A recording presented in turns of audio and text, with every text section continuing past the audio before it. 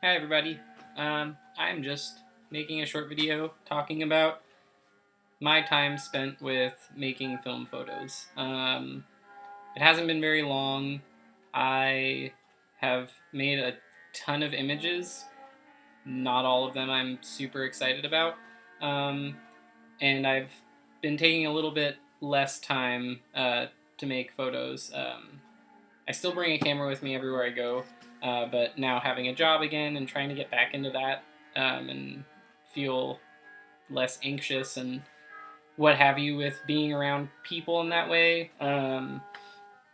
I have found that I'm not going out as often. Also, the weather is starting to change. There's a few things, but um, yeah, it's exciting to see a world unfold that I didn't know really existed, and also that is still just unfolding and unfolding. That there's more and more people that are excited about this medium existing, having existed, coming back, and people coming up with some really amazing ideas to kind of implant into this world that's existed for quite a while, um, as you know. But yeah, it's something that I never really fully thought that I don't know. I'm not a very confident person when it comes to things that I do. I really I love writing short stories and poetry or whatever. I love music. I love making photos. I love I don't know, doing lots of things. But I think honestly the only thing that I've ever really considered myself in my life that I was never even really that good at was a skateboarder. In high school, I was like, I'm a skateboarder, and I would skateboard every day. And I wasn't super brave. I was not ever very confident. I always felt really uncomfortable at skate parks and mostly just skated in the street. Um, but I wasn't really a great skateboarder. But for some reason, I felt, and I think maybe it was because I was surrounded by um, like-minded people that bolstered that confidence or something, to a degree enough to actually consider myself that. Um, and I guess here in Spokane, where I live, there's not so much of that. Where I don't necessarily feel like I'm supported in that way as much or something. I don't know. It's weird, but it's been very fun to push myself, and it's something that I'm working on to be able to consider myself the things that I like to do, like a writer or a musician or a singer or a photographer or whatever.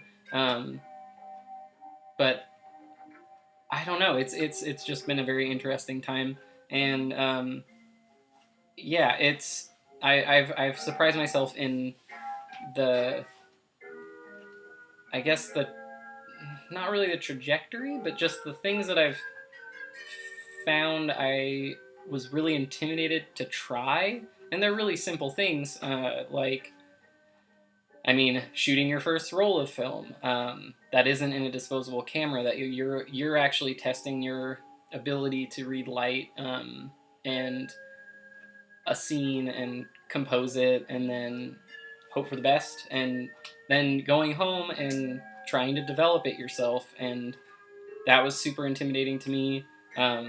So to avoid any sort of mishaps, I like researched what sort of uh, daylight loading tank I could get, and I ended up getting this Jobo tank where you don't even have to put the film in a reel yourself. You just put it in and then turn this thing and crank it, and it does it all for you. Because I was terrified for some weird reason to get a dark bag and just do the whole thing myself. So I started with also the most simple thing I could find, which luckily came out right when I was starting. Well, maybe not right when I was starting, but around the time that I was starting to want to develop black and white film, was the DF96, the Cinestill Monobath. And that made everything really easy. And so I would go out, make photos. A lot of them were really overexposed or underexposed, and I would load them in the Jobo tank, and then I would develop them, and really stupidly, I wouldn't really follow the rules with like temperature of the chemicals or temperature of the water I was using to wash the film. And so I had some weird results, and I messed up a lot. And I have a lot of negatives in the archival sleeves that are just like almost fully transparent that I'm keeping anyways. And I don't know, yeah. And then I did that for a while, and eventually I started to get a little bit better at it and a little more confident with developing black and white. And I still haven't tried developing black and white with any other black and white chemicals. I've only stuck with the monobath, which I love, but someday I'm going to try the other chemicals that are out there. But I have found at this point what I like to use for black and white. And it's pretty simple, and I like it. It's quick. And I get great results. Another thing that I started to do that I was really intimidated by, and my first time doing it, I was like freaking out in the bathroom because my phone timer stopped and I didn't know, and I was like really stressed about the amount of time my film was in the canister or in the tank with the chemicals, and I was like, oh, I'm trying to like keep time in my head now while I run around and try to find what's going on, try to find my flip phone so I can keep time on that. And it was developing color film, and I also researched like all the things that could be really useful. So I got a used like Cinestill, one of those wands, pretty much just like a soup wand to regulate the water temperature, and it's a little different though, it's not the same. And I don't put it in the chemicals, I just let the bottles jiggle around in a 5-gallon bucket. But I was so intimidated, and I tried it anyways, and I was surprised because even though I had definitely left the chemicals to interact with the negatives for a bit too long, and I like rinsed between the, the Blix and the developer rather than just Blixing it, they turned out okay, and I was a little bit stressed. I was still kind of like, oh, they probably could have been better. And I guess that's just what being hard on yourself is. But then I did it again. And for this process, I bought a dark bag, just like an old like Bausch and Lomb off of like Etsy or something. And I had a Patterson tank and one reel, and I just fumbled around and I did it. And eventually I got it in the bag, and I put it in the tank, and I closed it up, and I was ready, and I developed it, and it turned out great, and it was really amazing, and I surprised myself. And not that the images were amazing or anything, but I was just, it's that feeling of feeling kind of outside of your depth and then just going for it and just surprising yourself. It felt really good, and so that was another step that I took that was just kind of I don't know, just a little beyond what I thought I could do, even though I know it's not like a huge thing. It's not like sculpting a giant archway piece above like an old library or something. I can't even imagine people do that, or can't even comprehend being able to do that. But to me, it was a really big deal. And then moving into medium format from 35 millimeter and getting... I think I had a Zenza Bronica ETRSI was the first thing, and just going out. I think I got it around the time winter started happening here, and I just would go out early in the morning and make pictures, and started developing those. And I was kind of, I mean, I was pretty surprised with how those turned out. Some of them are also really off. Some of them, the colors were a little bit weird, and I think it was also just because the film that I had gotten was expired, and then also had been sitting out for even longer. Now I refrigerate everything, but yeah, moving into medium format, getting to use that camera and like a Fuji GL690, just moving into bigger things and developing at home and trying to save money that way, and then silly enough putting that money towards more cameras, and I was like bidding for lots on Goodwill.com just getting a bunch of garbage and not really knowing what I was looking for, and eventually figuring out more and more about cameras and how they work. And now I know what to look for if I'm out in the world or if I'm looking online, and know how to communicate. Where with Goodwill, they don't know anything, so it's like hard to actually ask questions. So you're just kind of at the mercy of second, third, fourth hand, whatever. But yeah, after medium format, I was like, well, I want to try to do another thing where I can save a little bit of money and also like try to shoot more black and white. So I got into the idea of bulk loading, and that was nerve-wracking for some reason. But then once I got the hang of that, and figured out what films I wanted to use, that was really fun. And to just know that like when I'm getting low on film, I can load up some more film. I don't have to like go online and wait for it to get to me, or like go to a store downtown or something and just get whatever they had. I could just be set with the film I wanted to shoot, go sit on the couch, load it up, and then put it in my backpack or put it in the fridge and grab it the next day or something. And it just felt a little more like independent, I guess. And that was a really great feeling. So I highly recommend bulk loading. And films that I have liked using the most so far are Ultrafine Extreme 100 and 400, which I don't. It's kind of hard to find, and when you find it now, it's way more expensive. I was getting 100-foot rolls for like $35 when I first started getting it, and the last time I saw it, it was like 65 or 70, which is still not bad, but it's sold out a lot now. And then also Kodak Tri-X, which has gone up like maybe $15 or $20 since I bought my first box of it. So that's another thing. And then there's, other journeys like shooting Polaroids. These are expired, obviously. This is just some phones at a thrift store. And then this is just a shape.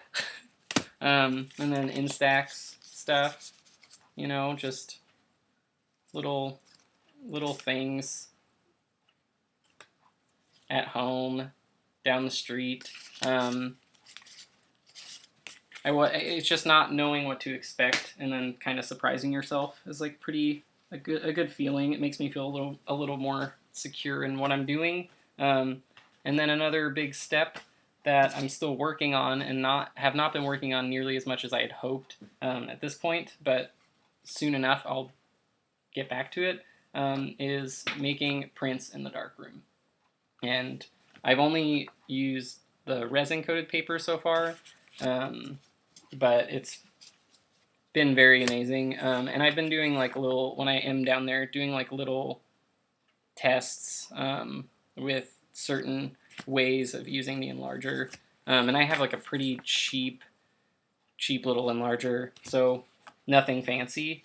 But it feels really good to have gotten to the point where I've put a darkroom together, got like a cheap little sink, made the sink more usable, tore a bunch of stuff out of the room that was in there, and gotten to spend time with it and get to figure out how to use everything myself and see something come out of it, because that was something that I had thought about doing for a while, but I was very intimidated to try, and so it's nice to get to the point where I have tried and have gotten results from it. And I feel like that's something that is a constant, where it's just depending, say you're like wanting to try a new type of photography or something. It's like with street photography, like I don't really take pictures of people very much. I've taken a handful of photos of people, and I think they're okay. They're not like beautifully artistic or like catching people in these really amazing moments or really up close or anything, but they're fine to me. They reflect how I move through the world, I guess, or like around other people. I'm not all up in their biz or whatever, so it's felt pretty nice to look at those and go, oh yeah, I have like taken photos of others and not just a house or just a car or something. But yeah, like experimenting with subject matter and also formats and different chemicals and yeah, being in the dark, turning yourself into Batman and just like letting yourself run free in a dark room. And then also experimenting with different cameras and different like focal lengths and different films. And I haven't really gotten to go on a trip where I'm like in, you know, a big metropolis or something and get to make a bunch of photos of like really amazing things that aren't around me. I pretty much have just made photos of, when I'm on little road trips or in town. So most of my photos are around the house or blocks away or just downtown, or and it feels good and like pretty personal to me. And I hope to someday get to go out there and do projects outside of Spokane, but it's nice to have a place to collect bits of stories of days and months and time, and just be able to look back at them and remember and kind of feel like I'm there again, which is a really great feeling. It's what I've been doing with just collecting stuff, like little bits of time throughout my life, and it's really nice to revisit stuff that way, and photos are perfect for that. And so, yeah, I mean, there's a lot of things to do in photography. There's a lot of people doing really amazing things, and I think that it's fun to look back on what you have done and what you have yet to do, and kind of honor that and like honor the process and honor the place you were in and where you are now, because I really didn't ever think that I would be where I am with what I know and what I'm capable of, I guess. And I mean, just a few days ago, I just started shooting 4x5, and I've had this camera for, I don't know, like 7 months or something, sitting in a backpack, and I finally did it. And the photos aren't amazing, but they're fine, and I'm gonna keep trying. And it's fun to just see, oh yeah, I can get there. I can experience joy in these things that are intimidating me right now. So, anyways, that's all I have. I think that it's a really fun journey, and I hope it's a fun journey for you. And hopefully this video did something. I don't know. We'll see. But comment below if you have any stories about your film journey, or if you'd like to, you know, talk about anything, or if you have any ideas for future videos, kind of like this, where I'm just chatting and not about specific cameras or anything like that. Yeah, I'd love it. So, thanks for watching, and have a good day.